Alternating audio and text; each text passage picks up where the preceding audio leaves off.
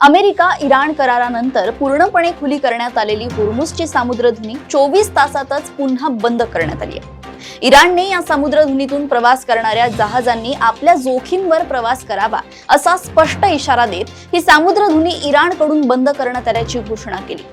त्यावर अमेरिकेची प्रतिक्रिया अजून आली नसली तरी इराण अमेरिका करार अमेरिकेकडूनच भंग केला जातोय या इराणच्या दाव्यात तथ्य नक्कीच आहे। हा करार करताना इराणने सर्वकष युद्धबंदीची मागणी केली होती आणि अमेरिकेने ते मान्य केले, परंतु करार झाल्यानंतर इस्रायलने पुन्हा एकदा लेबनॉनवर मोठा हल्ला चढवला।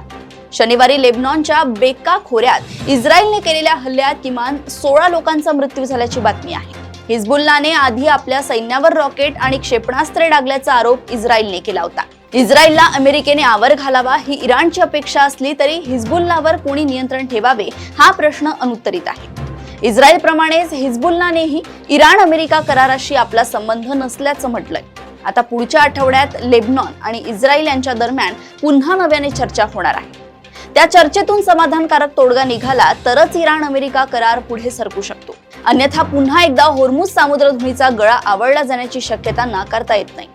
अमेरिका कोणत्याही परिस्थितीत ही सामुद्रधुनी बंद करू देणार नाही आणि इराण करार भंगाचा आरोप करत सामुद्रधुनीवर आपले नियंत्रण प्रस्थापित करण्याचा प्रयत्न करेल। या साठमारीत पुन्हा एकदा सगळे जग वेठीस धरले जाण्याची भीती आहेच। त्यामुळे पुढच्या काळात इराण आणि अमेरिका या दोन्ही देशांच्या मत्स्यगिरीचा कस लागणार आहे। अशाच घडामोडी व अपडेट सोबत पुन्हा भेटूया देशोन्नती संपादकीयमध्ये। बघत रहा देशोन्नती। नमस्कार।